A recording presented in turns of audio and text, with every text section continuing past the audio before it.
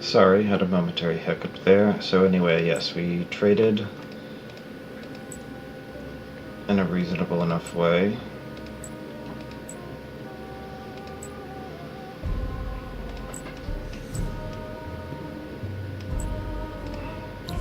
We're not going to reinforce there.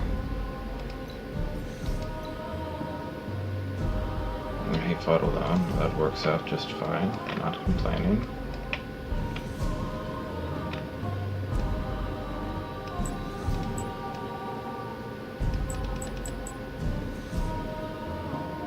And we're gonna want to keep you guys out of the fight. Yes, I'll declare war. You are a menace to the rest of the world. Must be stopped.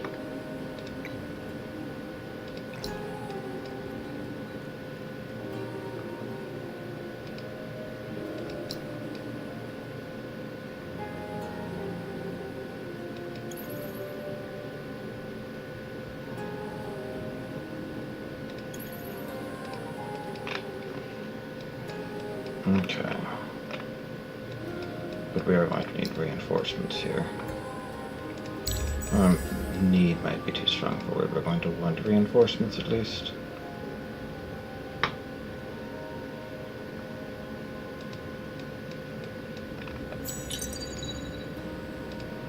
Got the Alchemical Institute. Chosen's up to level 4.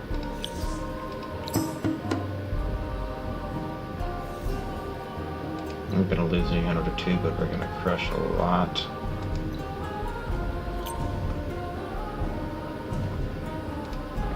It's probably because the weird positioning of the lake is my guess is what the problem here is.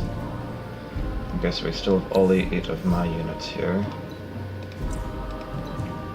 And our main hero is wounded, that's fine. Super Blade leveled up, we got that.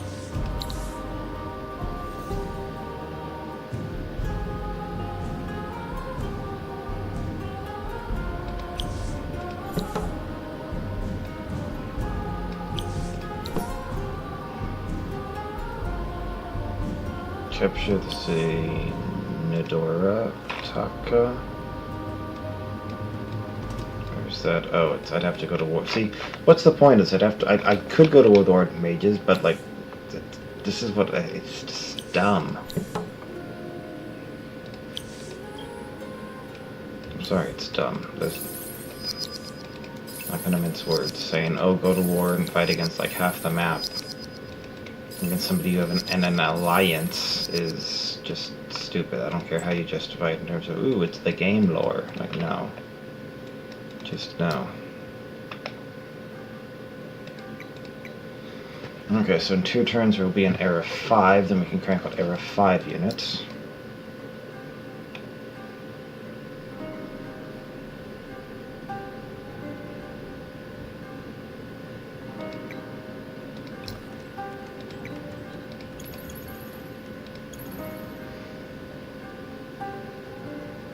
See, we already have nearly everything built here, and we're getting plenty of influence.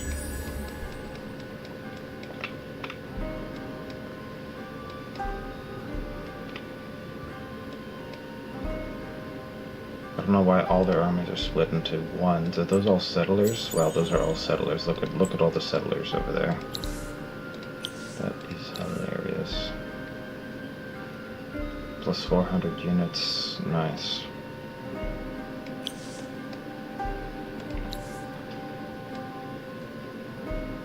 So we can afford to do that now. And we're going to want the happiness. Those are probably the main things that matter. I won't turn down that science though. Okay, we'll go with that.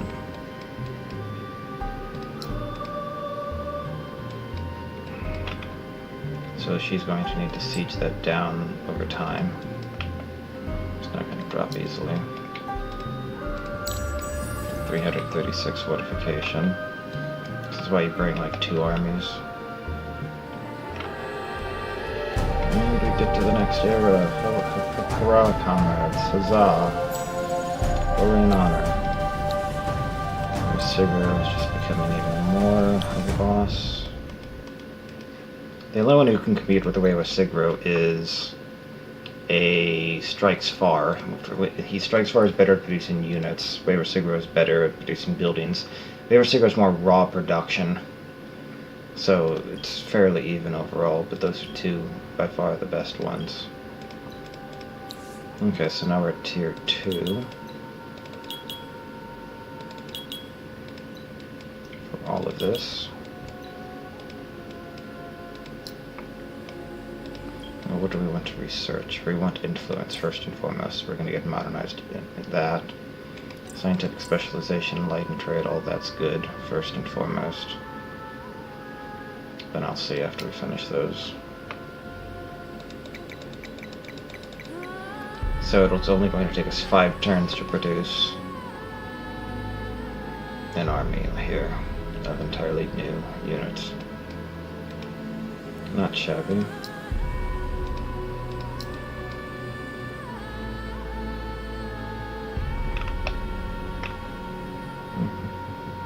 Automated extract would actually be pretty good here, wouldn't it? Expensive, but it'll really boost that city. And the other things I guess I should do, right, is get these lookout towers up. But you can't afford both of right now, that's fine. So all I'm trying to do here is just distract light blue. Get him to not be able to take over more people. And then I have influence to burn.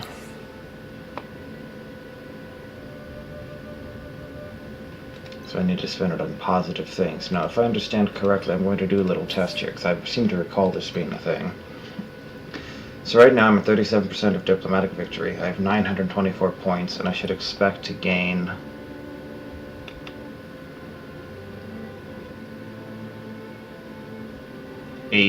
so 9 diplomatic points per turn, right? So normally I would be at 933. But if I did something like this, just to be really silly.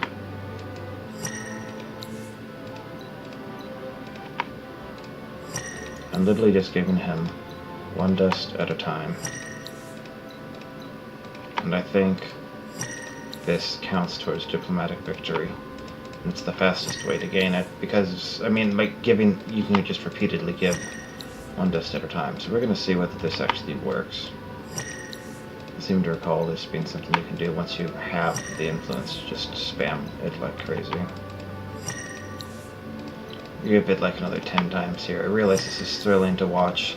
This is stupid gameplay, but on the flip side, the idea of just saying, oh, we're just going to gain 9 points a turn for the rest of the game, and that's all we can do, because we've already traded as much as we want, is also kind of stupid.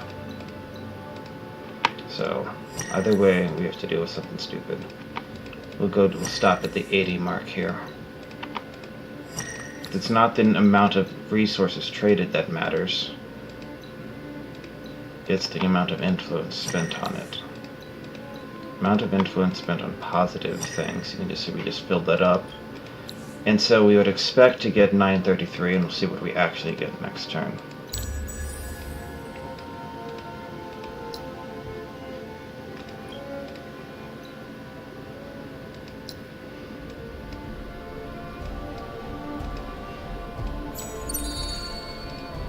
Okay, before we look at that, we go and we look at diplomacy. We see we went up to 976 there. So we gained, what, 43 extra points by swimming out that extra stuff. So we just went from 9 to 9 plus 43, right, which would be 52. So we went from 9 to 52. We more than quintupled our income of diplomatic points per turn just by spamming that gold. The dust. So you can imagine how boring this is about to get, because we're set up here in a way where we have a lot of dust, and maybe we should have done this sooner. But we don't have any other ways to earn influence is the thing, right? So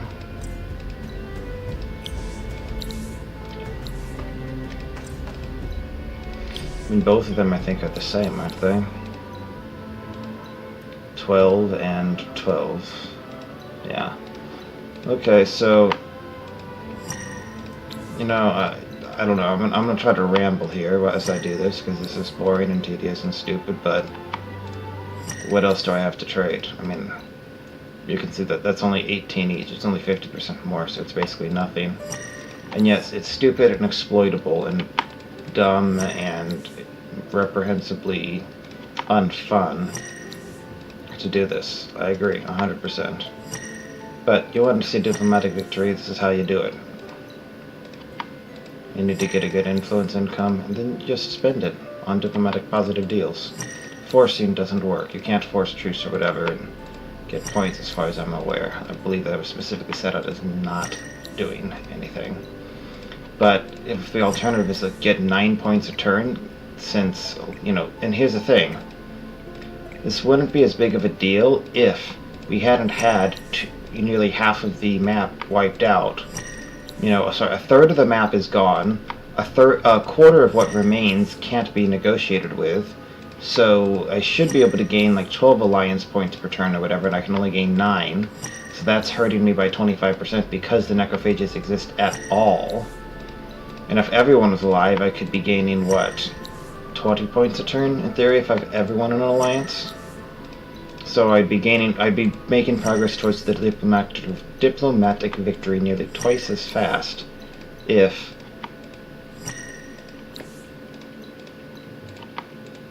you know, we actually had everyone alive, but we don't have everyone alive.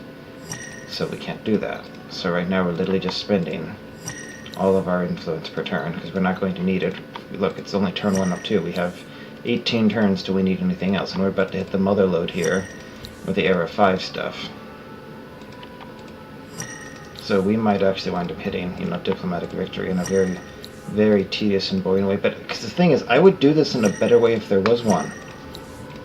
I mean, I guess I could do something like give 1 dust and give 1 of these and give, but I'm still just giving 1 resource at a time with different categories, just for the sheer sake of racking up trade deals. Because right now I'm going at 45% of the rate I should be towards diplomatic victory. And I might actually almost be better off at peace, because then I could give this.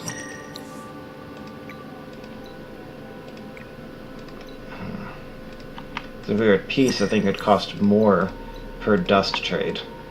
But I don't really want to break out of the alliance just to test that. Either way, I'd still be doing the same freaking thing of just spending all of my influence income per turn. And I'm sure if I had, you know, practiced this, I could do it better, but this is why I don't really like diplomatic victory.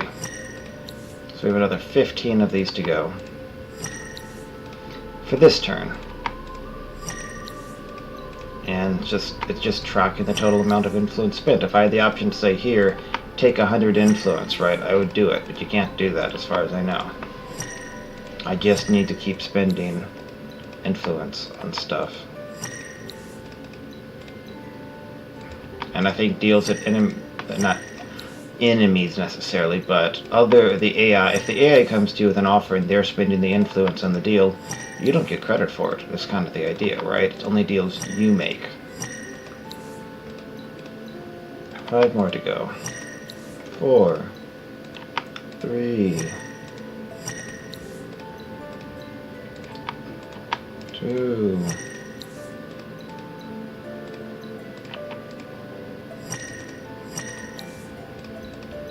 and we have finally burned through our influence. I don't even want to know how many this was. I'm just right-clicking these away. You can see on the right-hand side how many freaking deals this is as the bar changes.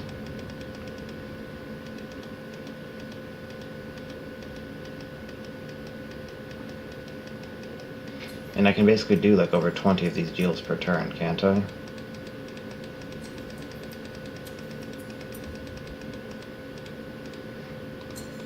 So, I have income of 2. Does Dust Orchid something available? 46? Yes, I will take these. That way I can just activate them. Doesn't help my influence, but there's not very much dye. I guess dye might be somewhere on the map, but if so, it might be in necrophage territory, so no good.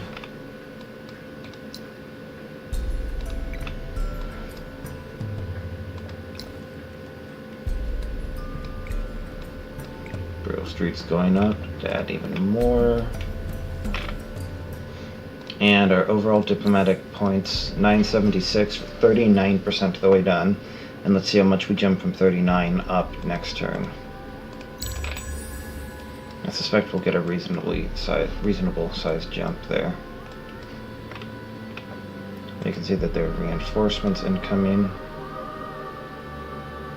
Because this only has like one militia and that's it. So I'm going to be attacked here.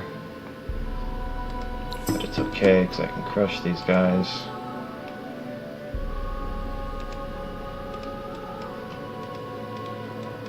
Let's see, we're driving the bugs back. And it looks like the Arctic Mages are probably okay down there. So we were at 39%, we're now at 45%, so we just gained 5% in that turn. Now gained, what? About 200 victory points, actually.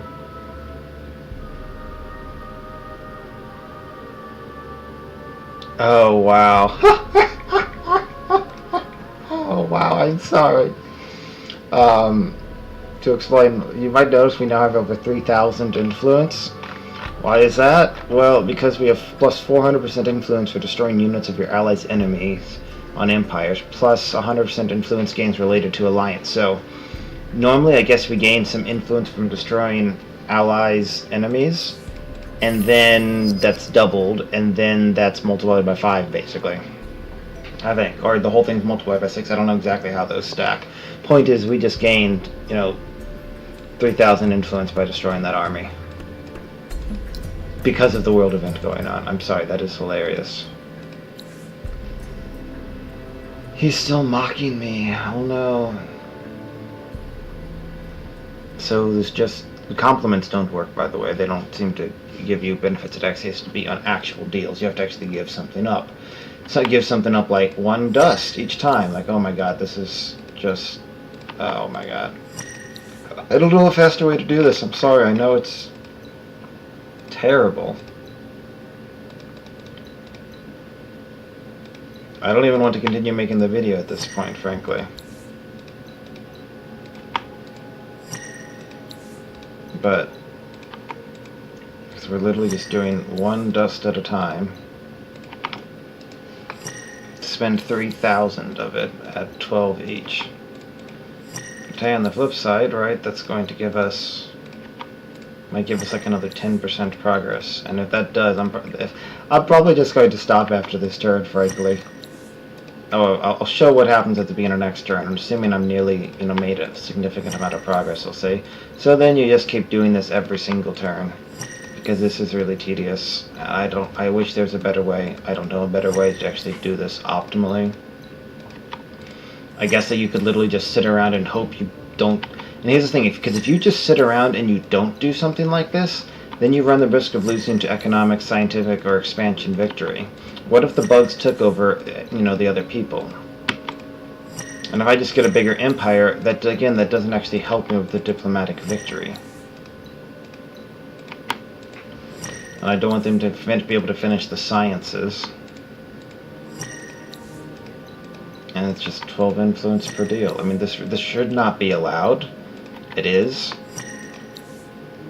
I've only gone about 10... I've only gone 1/11th of what I need to do here so far.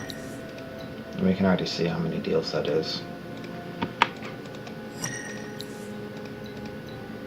So while I'm doing this, let's talk about some other stuff. How about Pathfinder? Like I said, I'm GMing Pathfinder, and I'm playing in one game as well. I got some friends asking me to join them. I'm using something called Fantasy Grounds, which is an online tabletop. Some friends asked me to join their campaign after I stopped playing WoW, and I said, well, sure, I guess I'll give it a try. And I've been enjoying it. I've also been playing Overwatch, as people have probably noticed. I should probably put more of the montages together. Mainly playing Genji, also play Reinhardt, Mercy, and Ana. Let's see, what else interests you? StarCraft 2, I play Alaric a lot, as I'm sure you've noticed. I know he's not the strongest, that some other people like Nova and Stukov are stronger. But when I say he's not the strongest, I don't mean that in the sense of, oh, that means he's weak. I mean, no, I mean, I literally mean he's not the #1 commander in terms of power. But I enjoy playing with the hero unit. I enjoy the way his army actually encourages a decent variety of units. You actually have Alaric himself, you have his Supplicants, you have his Havocs, and you have his Wrathwalkers. And if you're thinking, hang on, you're saying there's 4 types of units, and that is some crazy variety army. Well, you look at someone like Vorazun, right? You have Corsairs and Dark Templar. That's it, 2 units. How about Raynor? Well, Marines and Medics is usually enough, or maybe throw in some Vultures to lay down mines. Maybe, if it's heavy air, you could go Vikings, but, I mean, sometimes people just go like pure Vultures, I think, right? And Vultures and Vikings. Maybe you can talk about throwing in some Fire Bats and Marauders, but either way, this is like one of the other better case things. Kerrigan plus Hydralisks. Maybe some Ultralisks, I'm not even sure they're really worth using compared to the Hydralisks. Artanis. You have something like Archons plus Zealots, or Tempest plus Zealots. Not exactly an inspiring unit. Variety. I mean, yeah, okay, toss in an Observer or something, but it's not contributed anything outside of detection. Swan, they're playing like siege. I guess Swan is a little bit crazier because yes, actually there's siege tanks and the Hercules dropships and all that. But then you think Elias and science vessels. But Zagara, you have Banelings, you have Scourge, basically, and I guess Zerglings maybe, but it's just, everything is just a suicide unit, some are for air, some are for ground. You get the kind of idea. And in some of these cases, although you could say there's a different type of unit, the units all generally do kind of the same thing. Alaric actually has very distinct roles of Supplicants soaking up damage, the Havocs to boost the range and damage on targets, the Wrathwalkers to act as the artillery, Alaric himself to charge into the fray. You know, it's not just that you have a variety of units, it's that the units actually do very different things.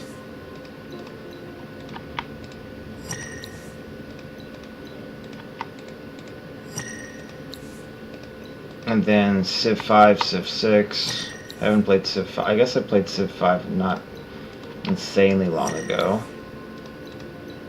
Did a few one-city challenge games, which is something you can't realistically do in Civ 6 on any of the harder difficulties, just because of the lack of scaling.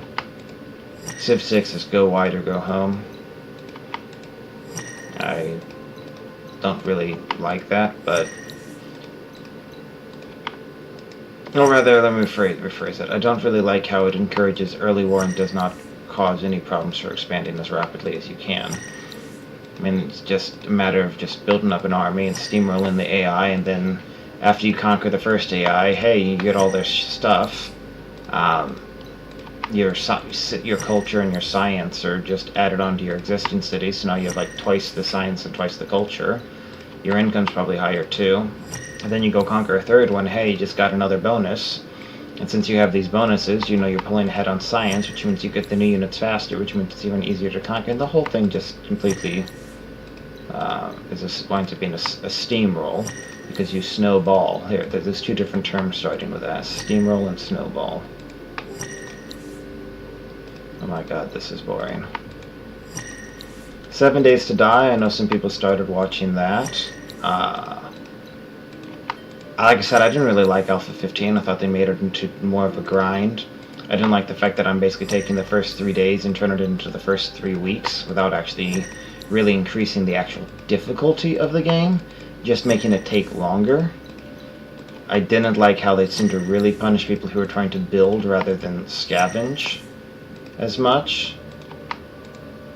I admit that in the Alpha 13 and 14, it arguably, very arguably, went too far the other way, where the best bet was just to build initially and rank up your skills and get stuff like the Quality Geo buff, and then you go and find the best gear in the game, you know, before week 2's over. I get that that's a problem, but saying, oh, we're going to basically leave most of the problems there, but just make the first 3 days take 5 times as long, 6 times as long, that part's not so great.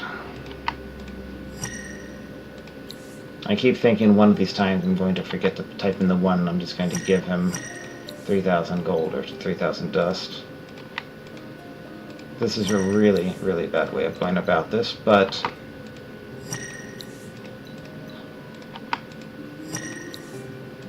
I don't know of a better one. We're closing in at least nearly to the halfway mark here.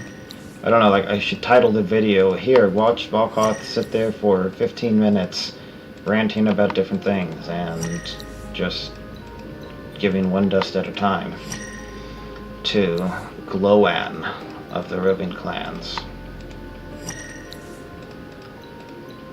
Alpha 16, though, apparently is coming out for 7 days to die, though from what I've seen on the forums, it's even more of a grind. And they time-gated even more stuff by just saying, making a stone axe doesn't make your stone axe better. You can't improve it by doing it again. You actually have to level up and invest points in tool making. My only somewhat concern with that, I mean, overall I don't think it's a terrible thing, is that the main way apparently to level up is you have to go out and kill zombies. So if you're trying to avoid the zombies, which would make sense in a survival game, then you're not going to level up, so your stuff's going to be worse, and then every 7 days the zombie horde finds you anyway. So we'll see how that works. I'm willing to at least give it a chance and see what the fun pimps have been up to. But Alpha 15 just seemed very much less fun. I was in Alpha 13 and Alpha 14, which is when I started, I was willing to just start new games. I was willing to join a server and help somebody out there. I was willing to do all of this stuff because I knew I could get up to speed with the weapons and skills and such that I wanted within a few hours of starting by really optimizing the skill grind, basically. And just level up all of your skills and level up your character quickly to unlock other stuff. Okay, we've officially passed over the halfway point. Good news, everyone.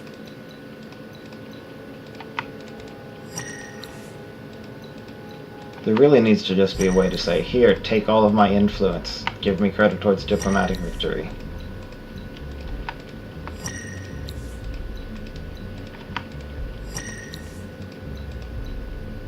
So yeah, Civ 5 oriented too much, arguably, towards building. Civ 6 oriented too much towards early war and just conquering everything. Especially on harder difficulties when your opponents start off with 3 cities to your 1, and you can't make one city or a few cities really great like you could in Civ 5 or Endless Legend. Imagine if Endless Legend, right, like the difference between a 30-pop city and a 10-pop city was only like 20% more science or something. That's how it is in Civ 6. You only get 0.7 science per population. The rest comes from your campus district and the buildings in it, such as the library, university, research lab. So a size 10 city could very easily have, I forget the exact numbers, but let's say it's 2 for the library, plus 4 for the university, plus 6 for the research lab. I don't know if that's actually correct, something like that. So that's a total of, what, 12 science? And let's say you manage to get a 2 adjacency bonus, so 14 science. So you have 14 science from the campus. Then your 10 citizens gives you another 7 science, you're at 21 science. And then if you have the large city of 30, those extra 20 citizens do give you an extra 14 science, I suppose? Yeah, okay, so it's 35 science versus 21. So it is more than 20% science, admittedly. But in exchange for having triple the population in the city, you're only getting 66% more science. And it's really hard to grow that population due to the whole housing restriction that's been added on. And just the amount of food even needed to grow, frankly. Because that goes up too, assuming you even have all the housing. And by needing the neighborhoods for all that, you're eating up the valuable land real estate, which means you don't have tiles for the citizens to actually work. Unless you're in the middle of a nice, massive, hilly area, it's not even that much reason to grow your cities past like 15 to 20 in most games, it feels like. And that's a really big city. Most cities you only need to go up to size 4 or 7. That's where you get the 2nd and 3rd district respectively.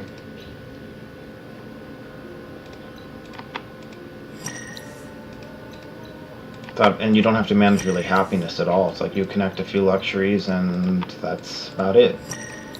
It's if you wanted to take over the world, you really had to manage your empire.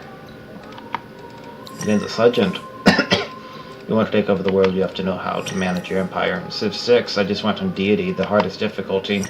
And I just started conquering stuff, and that's all I did. I didn't bother building proper, like, I didn't need happiness district. I didn't need to say, how's my actual empire? And it was just more and more and more conquering.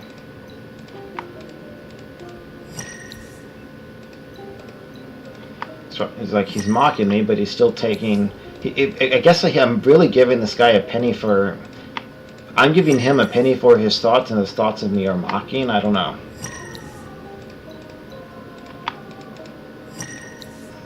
So we're at turn 103, and hopefully... I'm guessing we're probably going to be... I don't know. Let's make a prediction. I'm probably going to be well off. I'm going to say 60% of the way to the diplomatic victory after this turn. That's going to be my guess. We'll go with 60%. We'll see how close I am. No, not Cold War. Down to the last 800. If you've actually watched this entire thing for some reason, then you're kind of nuts, because I'm kind of nuts for doing this. And I'm thirsty from talking so much.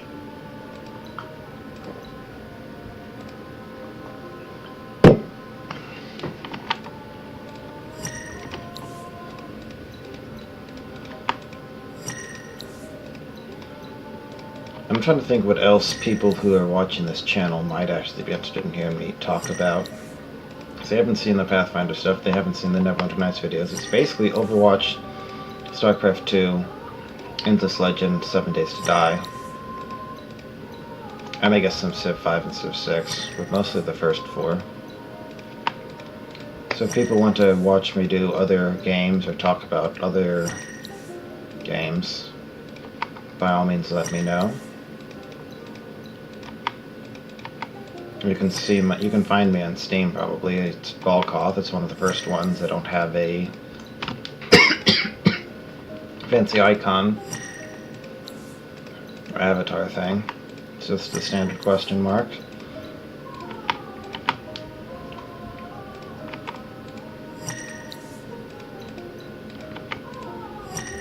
Down to about 600.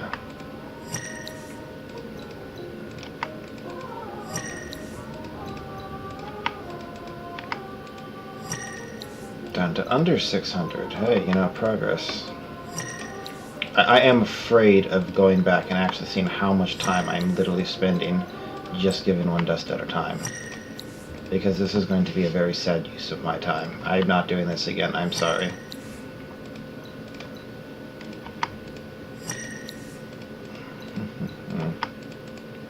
It's almost like I'm just imagine continuing to do this. If you're... Granted, you could try just waiting it out, right, and gaining the 9 points per turn, but that's going to take forever, too. And the longer you go on, the longer it's more likely the Necrophages will wipe everyone out, or the Ardent Mages will try to wipe everyone out, or whatever, or you can win a scientific victory at that point. Like, you need to be able to spend influence somehow. And the fact that everything is much cheaper in the Alliance is actually making me have to spend more time. So remember when it was like 60 for each tech? And because we're making 2,000 dust per turn, we can easily keep this up. I mean, unless we head over we need 24k influence to not be able to do this. Because we're spending 1 dust per 12 influence. We're literally just throwing the influence away, right? We're gaining no benefit from it except for the idea of diplomatic victory. That is the only reason we're doing this whole thing.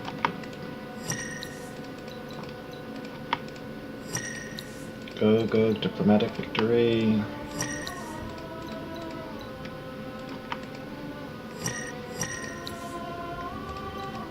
I stopped playing Endless Legend for the most part in online multiplayer because the game's really not built for it, because you have shit like this. You also have the different races, which are not balanced for cutthroat multiplayer, where people are trying to abuse things. You have vastly different skill levels without a matchmaking service like StarCraft 2 or Overwatch.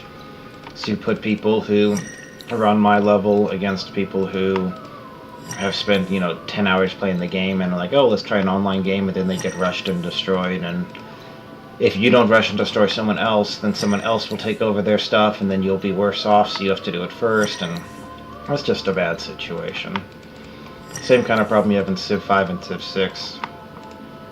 Just all about war. And I get the idea of using military to punish someone who doesn't have a military. If all you do is just go crazy building wonders in Civ 5, and you have no army, yeah, absolutely, sure, you deserve to be taken over within the rules of the game. But if you have a reasonable army, then you shouldn't lose the game because two different people decided to, one person attacked you, and then you get put in a bad position because you lose a lot of units, but you hold it off, and then the guy on your other side attacks you because they saw it, and so because the first guy attacked you, you get wiped out, and the guy who originally attacked you gets wiped out next, so the guy who just waited wipes out both of you, and you're just screwed over because of what someone else did. With nothing you could really do about it. That's not fun. Okay, so we were at 45%. I'm guessing 60%. But we'll see. And I'm still laying siege over here. And I probably could take the city at this point, couldn't I? But whatever. Again, the point is I'm not trying to conquer the necrophages. I'm trying to stop the necrophages from conquering others. Hey, we were Sigurd leveled again, so he gets another 15%. So we're up to 1759 production in our capital. That'll do it. For diplomacy, 72%. We just jumped up from 45% to 72% from spamming all of that. I mean, that is literally a 27% jump. But just by spending that 3,000 influence, we gained over a fourth of the diplomatic victory. And just to show something, as a point of reference, you might say, well, Balk, okay, but you're only getting 300 a turn, right? Well, let's see what we're at in one more turn. We'll avoid spending here, and then I'll just show you what my dust income is really going to be like. Not dust, my influence income.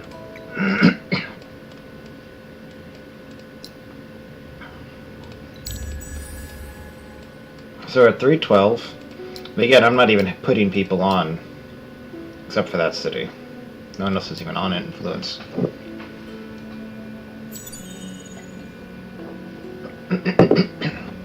So we just jumped up to 492. And then if we're trying, right, we can bump that up to 735. Then we'll add on the Imperial News Network. And pretty soon, yeah. So with 3,000 or so, we gained about, so let's say 3,000 is 25%, because technically 3,300 was 27%. So if 3,000 is 25%, then a quarter of that, about 750, is going to be about 6.25%. So I basically would gain, at this rate right now, if I spent all the influence, I could win in about 5 more turns. So I'd be gaining 6% time. So that would be my victory. I'm not going to do it because that was boring as hell. I do not want to do that again. I'm sorry. But you can see that I would go on and win in 5 more turns. And maybe another day I'll continue on and finish the video. But I've had enough of giving one dust at a time because of the broken mechanics of this game at times. So hopefully this has been semi-informative and making you realize just how badly the diplomatic victory is instituted in this game. See you next time.